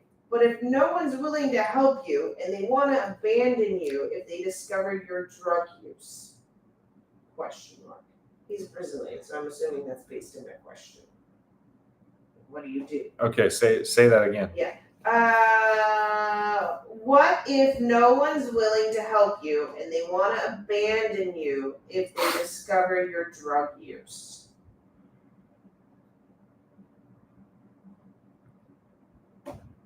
I would kind of think, I mean, at that point, I think, so this last time, this time, me getting sober, this particular time was one of those moments, was when I didn't feel like anybody was really there at all. Like, the decision for me to get sober was needing to be 100% me. Even if other people wanted to be involved, they couldn't, because I knew exactly what I needed to do in order to get sober. And that involved me like completely separating myself for a period of time. Like I want to say for 30 days, I didn't leave my house at all, like except to work. And that's it. And my sponsor picked me up to go to a meeting, dropped me off, never left the house. And it had to be for me. And the people around you only have an effect on you if you allow them to. If you want to get sober, then you will get sober. The other people don't have any say in that or any kind of impact in that. You know, like if it's something you feel like you need to do, then do it. And in terms of the people that you might care about that maybe aren't giving you the support that you think, you might find out something different. You know, it maybe a piece of what you're feeling right now might be more in your head than actual reality. You know, I'm just saying, even just a little piece, maybe, you know, but that would be my best advice on that one. I hope. Alex okay. wants to know, is the special episode available on Patreon? Yes, sir. Or, sorry. Yes. Sorry. Sorry. I shouldn't have assumed. But yeah, no, yeah, absolutely 100% unedited. And I think there's at least like 40 extra minutes of me talking on that one. So yes, by all means, come and check it out. Would love to have you. Love to get feedback for sure. Get comments on it. Like I love any kind of action that happens on the Patreon. Plus, you get a lot more. I watch so much stuff for Patreon. It's insane. Got like 6 releases a week or something. Yeah, you do. I throw a lot of stuff towards my Patreon. Lou says, y'all are cool YouTube aunt and uncle. Definitely spoil us. Now I'm an uncle. You're an uncle. Man. That's okay. No, you are actually an uncle, and I am actually an aunt. Yes. But, Ashley says we've both adopted half the internet. Working on it. We're signing papers in a year. This is a good point. Dawit says, yeah, I'd have to imagine most of chronic drug use is to either numb yourself from emotional pain or anxiety, or to make social situations more eventful. Yeah, I mean, I feel there's more in it. Like you got the surface down, but if you go just one more layer deep than that, I think is where it starts to get a little enlightening on the addictive mindset. It's so the first part of that is, I imagine most of the chronic drug use, numb yourself from emotional pain and anxiety. So yes, numbing yourself from the emotional pain is kind of the goal of actively, active addiction, but at the same time, it amplifies the emotion, and there's moments where you can't help but to resurface all of those regrets and doubts and fears and anger and sadness, and it just comes up and you can't stop it because you're high or whatever, and it that happens a lot. At least for me, it happened almost all the time towards the end of my drinking. It was like every time I hit a certain point of my drinking, I would regret that I drank, because this is exactly what I knew was my problem. It's like, God, I'm drinking myself to death and all this other stuff. And it just turned into this just hugely horrible cycle. And then there's the other part of that where you think it makes it more eventful, but it doesn't really make it more eventful. It makes you more fluid to the event. So that therein lies the thinking behind it. Like if you really think about it, the event doesn't change. It doesn't change what you're doing at that moment. There's no difference of what that is between you being drunk or high and you being sober. The only thing that's different is you, and that's where the wires get crossed a little bit that I don't think people kind of keep in mind on that level is you are using the drink or the drug in order to feel like you can be yourself more in that moment. And sometimes that makes the event more fun, sometimes it doesn't. But again, the event doesn't change. It's the person. So that, like, you were right, but there was still more to go is all I'm saying. One level deeper. Suko says, is it possible that when you release on YouTube, the next episode is up on Patreon? I saw your upload today, and I thought the Jules one would be up on Patreon. Oh, so each release happens, I want to say we release on Patreon 3 days earlier than when we release on YT. I'm pretty sure. Let's see. Euphoria comes out on Sundays, USA time. Oh no! So Euphoria actually gets a much earlier release. Like almost a week. Almost a week. It's a 5-day earlier. So Jules's episode will release in 2 more days on Patreon, fully unedited, and then YouTube will get the edited version that following Sunday. So you get it 5 days in advance. I don't do it much further than that until I got to actually talk to Audrey about Patreon. I don't know much about Patreon yet. Yeah. Like, I'm still kind of learning all of this stuff. Or just trying to keep up with you guys. I hope that's okay, though. I hope that's okay. Sounds good to me. I do the same thing.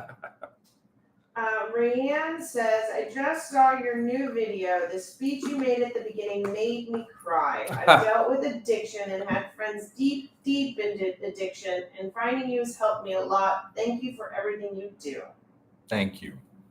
I felt incredibly compelled to make that, that extra little intro. I just, that is such an important episode, I think, for people who are like in their maybe at the end of their addiction or at the beginning of their sobriety, wherever that path might lead.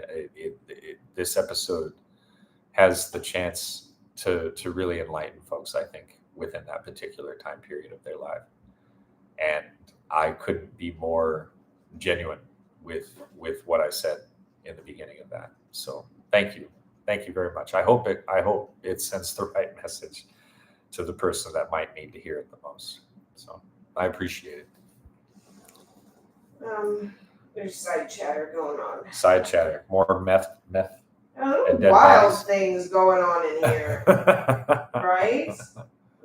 Like, I'm in a tribe, so we are all family, and I live inside the city, but the ones not in the tribe go through curses on the land that don't belong to them in order to claim more money over a tribal child.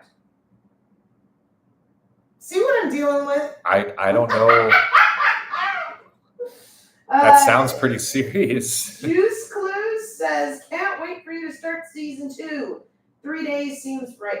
Exclamation mark. Yeah. Season 2. Yeah, I think a lot of people are waiting for me to see it. I posted up that I will be helping for one more question, and then I'm going to let you take over because it's 2:50 in the morning. Whatever, you're abandoning me. I am going to abandon you because it seems to be slowing down a little bit. So, season 2. Okay, so I think you can take it from here. Danny's going to stay. I'll stay for another little while. But I am. We've been on for what? Yeah, I'll go for the 2 hours. Where was I? That was it. I was at the bottom. Is it possible that you would release next episode? I just saw your new video and the speech you made. Yes. My stepmom has a huge family. Oh, yeah, they were talking about babies and stuff. Aunt, cousin, great. Oh, yeah. Okay, you're the tribal. You really have to do research there's blood and beer on the house and land cigarette and coke. You're on before you buy it. Things can get weird. Yeah, that sounds like a very weird situation. Ahu? I'm going to say Ahu. Have a good night. Go to sleep. Yeah, we will. I will in about 30 Don't tell minutes. me what to do. Yeah, don't tell Audrey what to do. That's what I tell her all the time. Like, don't tell me what to do. I'm going to rehab outside in the sun. Nice. It's a good rehab. Season 2 writing about Rues' drug story is greatly done. The rest of it is a bit goofy though, but I think you'll like it. Yeah, I have heard a lot of things. Like it gets a little jumbled in the story, and there's a lot of things happening all at the same time that it loses a little bit of its focus on the main characters, which I'm assuming when they said that they were talking about Rues and Jules. But I'm trying to keep an open mind to it completely. I am assuming that there's going to be some amplified drama happening, as any second season would, in order to try and keep people going and watching it. Ash, Scribble says good night. Good night, Ashley. Audrey says good night, Ashley. You really are the best. Thank you. I was actually saying thank you, but you wrote it here too. I hope more people are able to find you and benefit from your videos. You have no idea how much of an impact you have truly made. No idea at all. Thank you so much. I hope I'm helping. I really, I'm just trying to go with the flow, honestly. And you guys are giving me such a good opportunity here to feel like I'm helping with my story. Really, like never in my wildest dreams could I ever thought that I would have this kind of an opportunity, like honestly. So you guys are doing a huge service, just as much as I am, if you ask me. Season 2 absolutely goes off the deep end. Yep. That's what I've heard. That's that's pretty much verbatim what I hear. Yeah, season 2 is really good. There are a lot of sad moments, but they did it in a comedic way, kind of. Really? I haven't heard about comedy. Like no one's mentioned any kind of comedy. I have a lot of people in my family who suffer from various forms of addiction, and your insight and openness is always insightful and helpful. Thank you so much. Thank you, Ashley. Scribbles. That's like the coolest nickname, I think, Scribbles. It's like a rap name or something. But yeah, it's this is something that I feel is absolutely necessary in order to. Good night. Good job. Good night, everybody. The thing about it all is you can tell people what they can do and you can try and just give them a path or whatnot. But if you don't give them an example of, I wouldn't really call it just an example in general, like it's a lead by example type situation to me. And I feel like I'm not trying to lead anybody, but I am trying to give an example, and it may be a relatable one. I've been through a lot of random shit in my life and can surprisingly relate to a lot of things that most people would not expect someone who looks like me, to do, to be able, so it's nice. It makes me feel good. All right. Where are we at? I have a lot of people in my life. Okay. My first live here. Hey, everyone. I've fallen in love with these watches as it definitely helps me as a fellow addict. Megan, you're awesome. Thank you so much. I think you've been here before, not the live, but I think I've seen you comment before. Thank you so much for being around. I appreciate it. Yeah, welcome, Megan. Good job. Everybody's welcoming you. That's so awesome.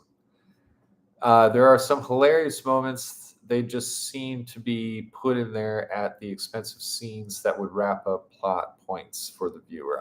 Yeah, okay, that makes sense. I'm not there yet, so I'm here for it. Yep. Thank you, Megan. Appreciate it. Love the channel so much. You are my favorite reaction account. That is huge, considering so many people are out there right now. Like I'm still in the humble beginnings. I haven't even really broken through my shell maybe yet. Like if anything, all I've given you is my tears, but I appreciate it. I really do. It's nice being able to know that I can be myself. It really is. Like I don't have to put on a mask or try and push any kind of emotion or fake it. Like I honestly feel blessed with that, you know, like for a lack of a better word, like blessed to be able to just kind of be who I am for this. So I again, that's more on you guys. If you ask me, like if it weren't for you, I wouldn't really feel comfortable doing this at all, let alone for a long period of time. So I can't thank you guys enough, really. Let's see. Mirrored Twigs, thank you for that compliment. Last time you were live, I remember you said you don't like titling your videos with sober guy, but I was wondering if there is a fear involved with calling yourself sober or just preference. No. I would prefer to call myself an addict, and really the preference there is mostly to show that there shouldn't be any fear behind calling yourself that. There shouldn't be anything wrong with admitting that you are an addict and that you are willing to wear that as like a badge. Addicts get a bad rap, you know, for obvious reasons. It's not like for a lack. It's not like we're not earning this ourselves. You know, like, you know, we've earned this bad rap. But at the same time, there's a huge amount of qualities involved with being an addict. Like we share a lot of beautiful traits that if we're sober, everyone would see. And I think,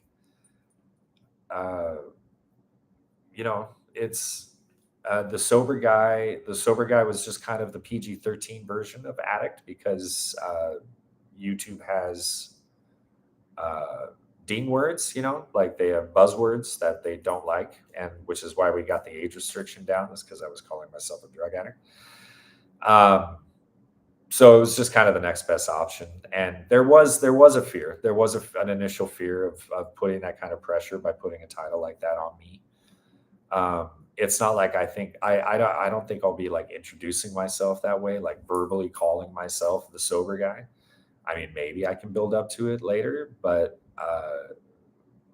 right now it fits. It fits. I guarantee there's a lot of the people that are tuning into my channel, I'm willing to bet are seeing the title sober guy and then seeing the show or vice versa. And really that's kind of the combination of what's driving people towards me, I think. And frankly, I think the right people. If you ask me, like, I'm not really caring about becoming like famous or anything. Like, I don't really care about that. I want to help people. I like helping people. I enjoy it's a genuine happiness I get out of helping people. And I honestly don't think that I'm the only one that possesses that like emotion stamped behind helping people. I think a lot of people get a lot of joy out of helping people. And I think, you know, we should run with that more often. So, you know, I'd like to be an example of that, but I don't want to be like the perfect example. I'm still human. I still make dumbass mistakes. I still, you know, get angry and all that stuff. I don't want to be someone who's depicted as, you know, this perfect person, which the sober guy can sometimes give that connotation, you know, can sometimes give you that label unintentionally. So I hope that answered your question. Sorry. Yeah, such genuine reactions. I've only seen a few other people who actually have genuine reactions and not just muted, no reaction. Yeah. It is kind of weird. It is kind of interesting, but at the same time, you know, it's entertainment. It's at the end of the day, you know, like, are you trying to be real, or are you trying to get big on YouTube? Like, there is kind of a difference, you know. A lot of people maybe not think that they can be themselves and get big on YouTube. And me, I just have the benefit of not really caring about getting big on YouTube, you know, which I think makes me more comfortable on camera to be myself. It's like I'm not really stressing on that part. Like, I could stop here with the 10,000 and be fucking stoked. Like, totally stoked. I you know, like, it's amazing the feedback that I'm getting from everyone and everybody that's like throwing out all the hearts and the feels. And it's like, it's already an amazing community, you know? So I love it. You know, I'll keep this going just for that. Sounds good to me. But thank you very much, Lou. Again, Lou, you're like my number one fan. I love it. I'm so happy your channel exists. Thank you, M. I seriously appreciate it. Since you're sober for that long, which is great, what kind of drinks are your favorites? I was whiskey. Plain and simple. I was Jameson whiskey. I tried to stay away from the Tennessees as much as I could because it's like Tennessee whiskeys like Jack Daniels or Jim Beam. Like those were always like the fighting whiskeys. And Jameson's was more like the chill back, the chill back and like just relax kind of whiskey. So that was me. I was the Jameson. But when I was like trying to drink to move on from this mortal coil, I was drinking a lot, so I had to. I think the cheapest one that I could get was called Ancient Age bourbon, and it was like $10 for like a liter, something like that. And we called it the AA meeting. Which was awful. It was like the worst. And the worst thing is on the bottle, the name was Ancient Age, and the two A's, the A for ancient and age, were both in like super bold red lettering or whatever. So it was like everybody called it the AA meeting. Oh my god, it was pretty bad. But drinks, I never did the cocktails or anything. I think that's probably why maybe I stayed skinny, as a matter of fact, because there's a lot of sugar in booze, lots and lots of sugar. I'm surprised I stayed skinny. Yeah, YouTube kind of stinks for its trigger words. I think censoring some things is good, but censoring it might hide it from some people who may need / see your video and commentary. Yeah, it is what it is. I mean, I had a piece of me that maybe thought that maybe I should be age restricted, because it would be nice to kind of just really go off the hinges and just not care about the things. But I think I think the channel would be discluding a very large group of people, and I try to keep things as PG rated as I can, but at the same time real and honest with it. So I hope that if anybody under the age of 18 that sees this, I hope that it's still appropriate. Basically, I try not to say anything too bad. I do cuss a lot. I'm sorry for that.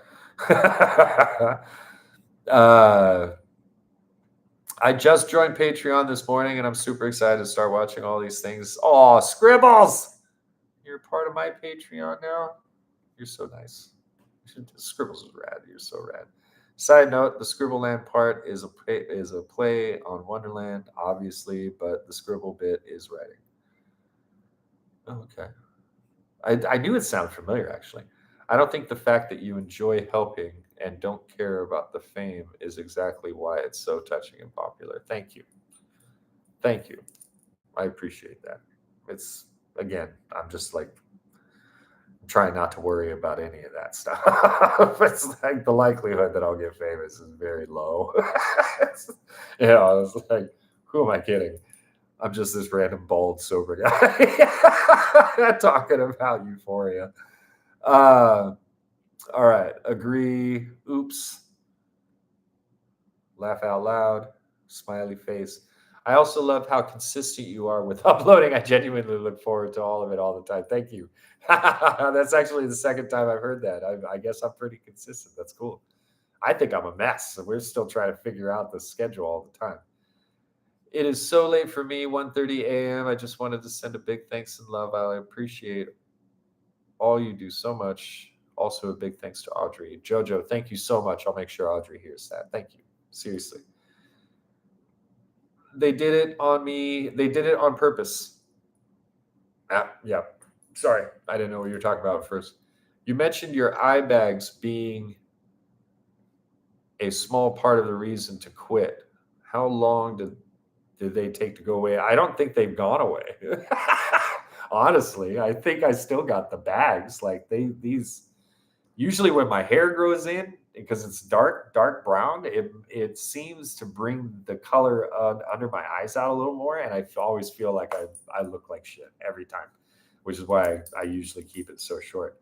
But yeah, I feel like they're still kind of there. It's just I don't feel them.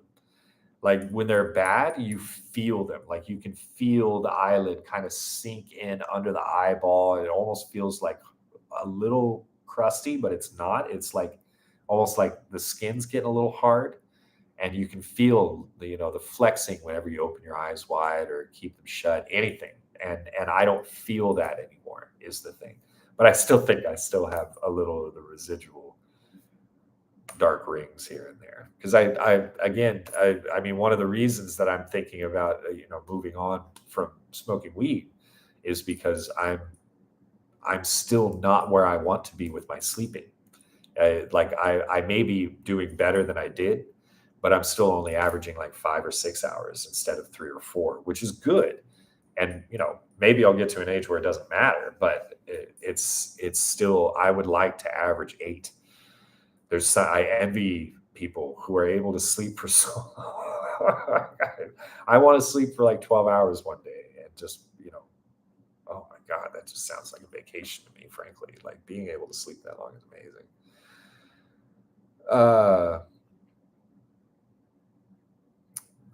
Maybe you misread my question. Sorry. I meant what kind of drinks do you like to drink now that you're sober? I totally misread that. My bad. That is so bad. I totally misread that. Water is pretty much all I drink. Anything else that I drink beyond that is mostly it's more for necessity than it is actually drinking things for flavor. Coffee. I don't really like the taste of coffee, but I drink coffee because I'm tired. That kind of thing. I don't like the taste of Gatorade, but I'll drink it because it helps rehydrate me a little bit faster, and especially in the Thailand weather when you get dehydrated so freaking fast by walking outside for maybe 5 minutes, you'll freak out. But yeah, these days I don't really drink much else. Water. Everyone, I haven't had one in so long, but I'm partial to a root beer float. I love root beer floats. I don't indulge in them like really at all. I have them like maybe once a year because I'll have like 2 and I'll get really fat and bloated. That's about, I would say, the only thing I like to drink beyond water. Really, I know it sounds kind of boring now that I'm saying it out loud. It sounds totally boring. I think the day and age we are in with how prevalent drugs and alcohol is now, age restricting is a hit or miss.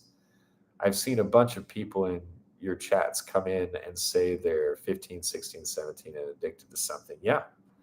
Which is why I really don't want, the age restriction thing. I would rather not go down that route because I was one of those teens. I was one of those people that at the age of 12 or 13, I was diving into my addictive career. And I for God's sakes, to think that's a rare situation is egotistical. It's ridiculous to think that you're the only one. It's like, and it's also ridiculous to think that you can stop it from happening. Short of sending a kid to like boarding school or like completely separating them or moving, which still may not have all the same effects that you're wanting. People want to do what they're not allowed to do. That's just a natural instinct. Everybody has that, not just addicts. Everybody has that. Like we all share that particular passion.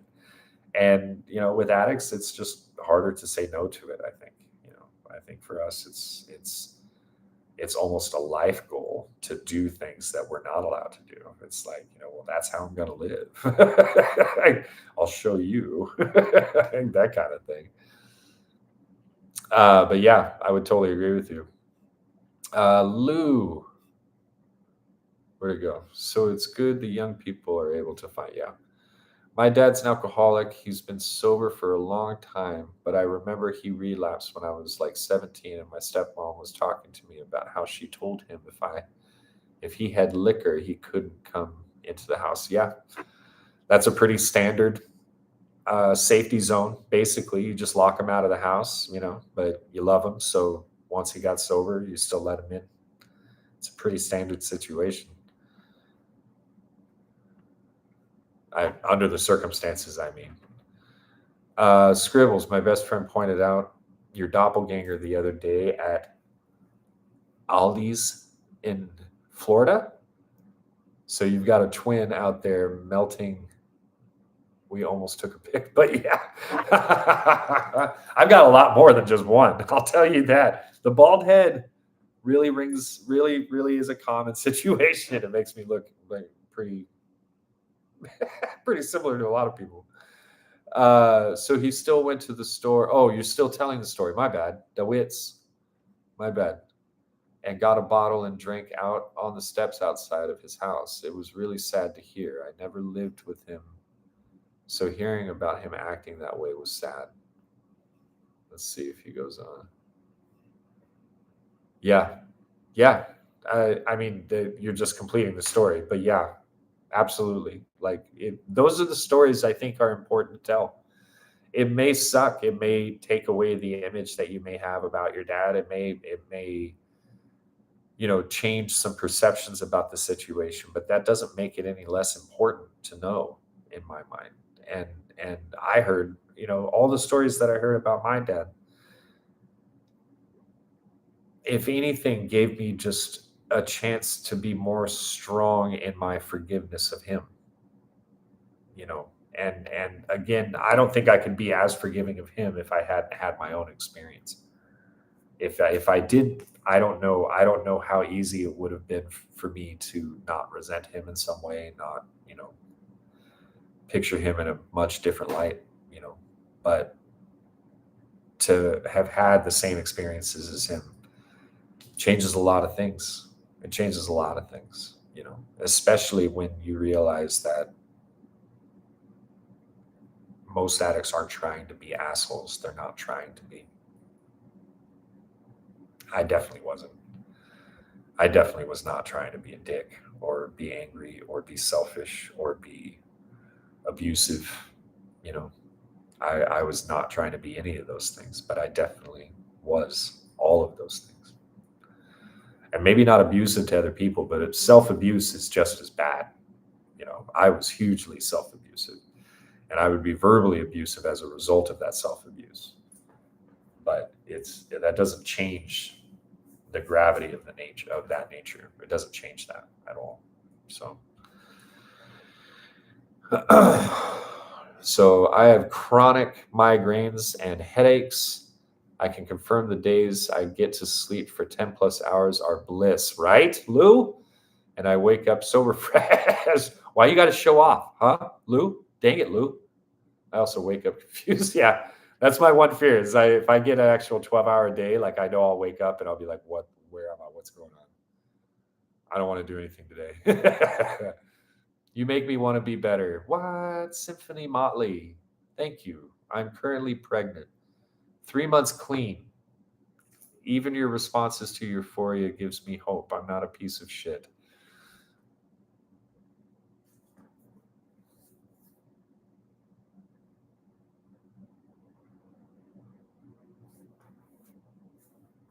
That's about the coolest thing I think I've read so far.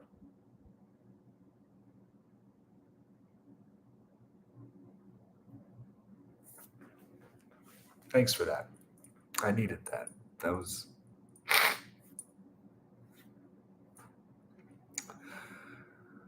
You're not a piece of shit.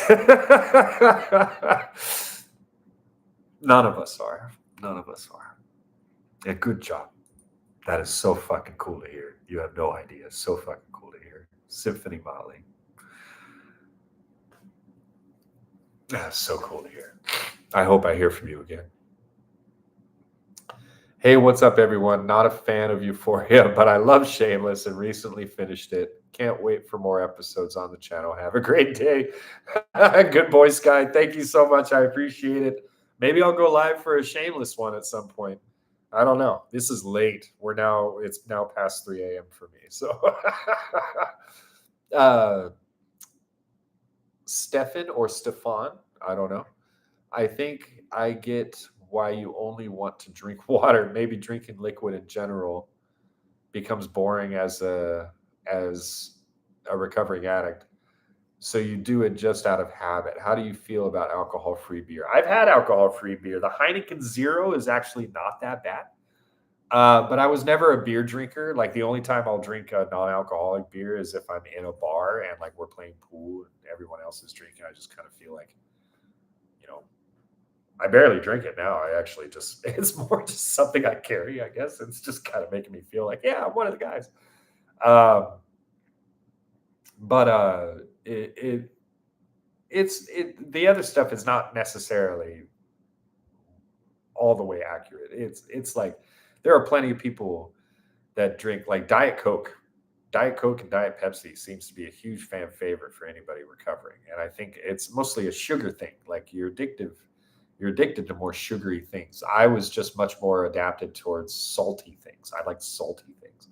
And when you eat salty things, you have to drink a lot more water is the thing. And especially out here in Thailand with the humidity being 90 to 100%, and usually anywhere from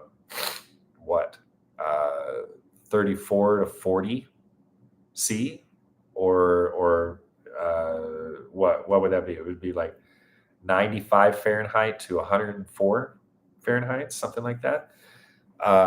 So you have to drink water. It's like that turns into the new necessity at that point. So, and it would help migraines to drink water as well. Okay. Just finished your reaction and saw this. Ali really says, I love you to his barber. Yeah, what? I wouldn't be surprised, right? Hey, I'm back. Got an emergency here. What?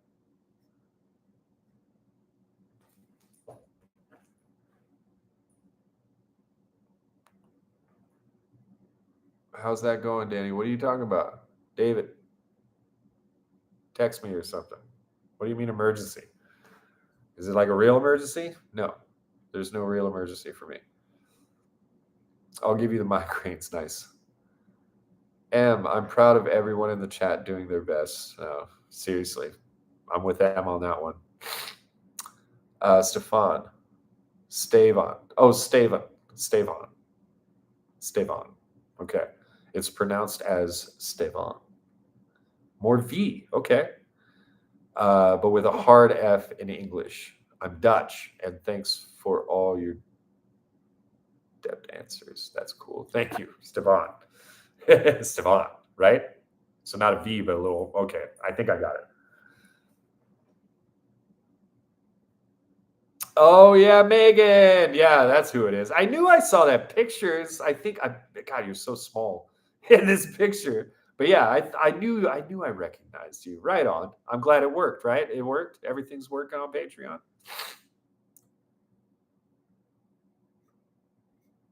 Okay, David, do you mean you had an emergency or you currently have an emergency?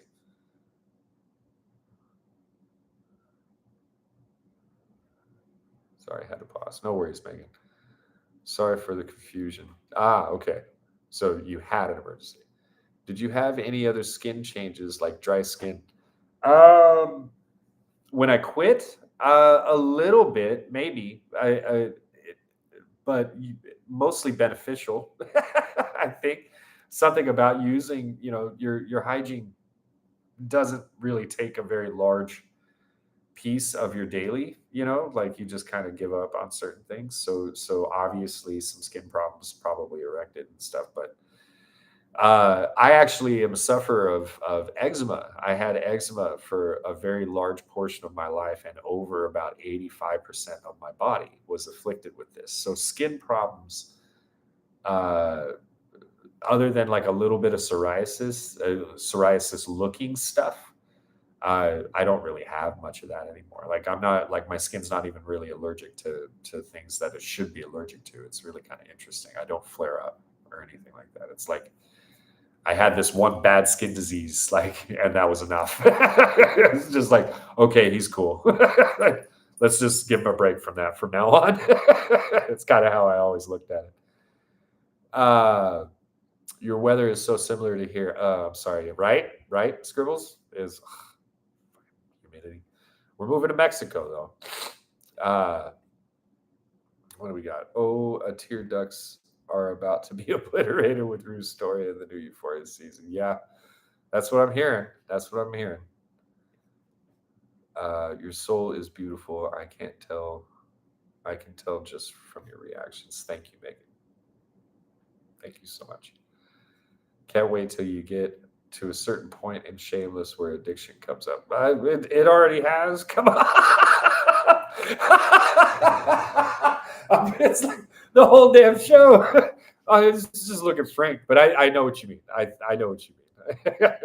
Besides Frank, obviously, right? You had to chime back in. You're like, wait a minute, hang on, I forgot something. Right? Frank, Jesus fucking Christ, Frank. All right, I think I've caught up, and we just hit the 2-hour mark. This was a lot of fun, you guys. Does anybody have any last minute questions? Anything? Okay. I meant during. Sorry, not fully comfortable now, but asking to see any commonalities. What did I miss? Oh, okay. Yeah, no, I don't think it was really attributed. When you quit drugs or alcohol, there is a chemical reaction that occurs in your body, and it definitely can translate to skin ailments of usually like psoriasis or something of that nature. But there are, just small little things like what happened to under my eyes. That was basically like a level of psoriasis that occurred. It was a dry skin situation. And it's just dry eyes, not getting enough moisture to the skin and stuff. So it can actually happen. It can totally happen. The chemical imbalance kind of treats the body differently for everybody. So thanks, Megan. Loving my commentary. Community commentary. Watching someone's perspective who used to be a part of the drug scene is so rare and special, to be honest. I don't know anyone in my life like you, and I appreciated your openness. You're a gem. Thank you. Thank you. I'm going to take a stab. Is it just JBAT? Or is the JB a letter? That's a tough letter.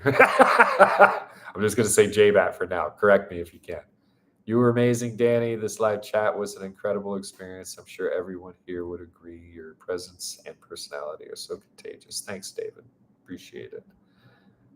Thank you. I have itching issues from my drinking problems in the past. It definitely affects everyone differently. Commentary too off what you just said. Yeah. It's different. And it's not just skin conditions. It can be different things. It can be like how your liver, starts to break down enzymes and poisons and stuff, how your kidneys work, how your stomach lining works. Your diet has even a huge effect on your lungs. So it could easily affect how your lungs work, how your heart works, how your blood flow works, how your brain works, because all of that's connected. One bad thing happens to one major organ, the rest of them suffer eventually. So it's like, it can be pretty devastating. You're the most perfect person to ever react to Shameless and Euphoria. Thanks. Appreciate it. Thank you so much. Scribbles, Danny, this was awesome as usual. I know everyone appreciates your openness and vulnerability. You're an awesome person doing an awesome job. Hope you have a good night. Thank you, Scribbles. I hope you do too as well. I think it is a pretty good moment to possibly call it quits. It seems like things. I'm surprised I even kept up with the comments here. Totally, I learned that and was surprised how every organ is connected, and when one goes down, it's going to affect it. Yeah, it's amazing. Like when I found out my diet had effects on my lungs, I was like, what the fuck? How is that connection actually working? But sure shit, it does. It totally does. Go, Danny, you can go. I think David's trying to tell me you can leave. It's cool. I'm sorry for asking late, but have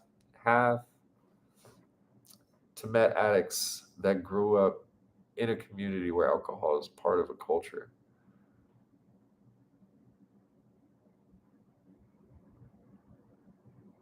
Yes, yes, absolutely, absolutely.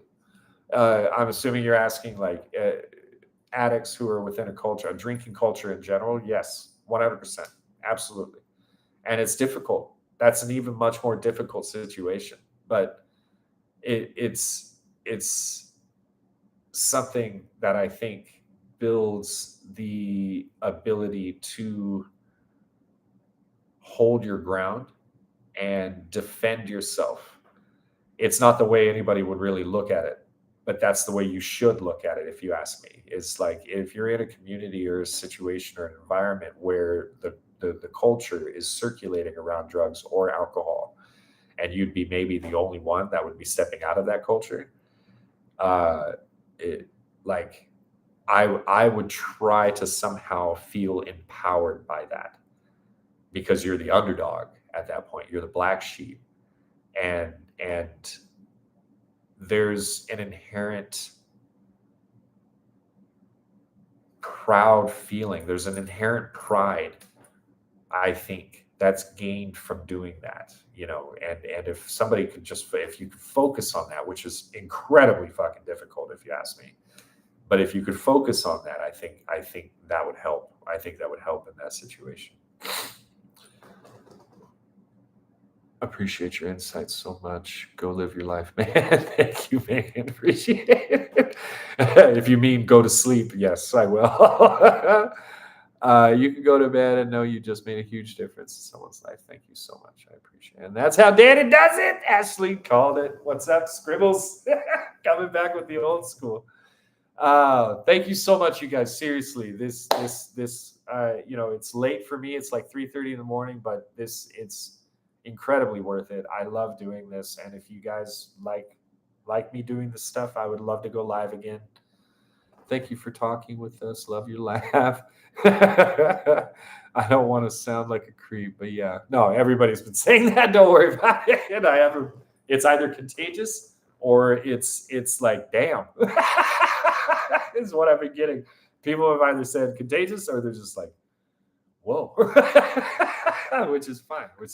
I laugh hard when I laugh. But yeah, you guys, thank you so much. If you guys want me to continue going live, I can try and plan it out for at least once a month. For right now, I'm pretty busy. If you know my Patreon, I watch a lot of stuff for Patreon. I work a lot of hours for the Patreon. So like right now, I can definitely dedicate to like once a month kind of a thing. But just keep an eye out for it whenever you can. I'll try and pick special moments either in Shameless or Euphoria to get it done. And thanks, J-Bat. Appreciate it. And yeah, you guys have an awesome day wherever you've been at, wherever you are in the world, if it's daytime, nighttime, whatever it may be. Thank you so much for joining me. And I hope this helped. Yeah, I know it's helping me. I know it is, really. And I can't be more appreciative of it. So thanks again. J-Bat, you're dope. It's been my pleasure, seriously. So thanks again. And I hope to see you again. See you on the next episode.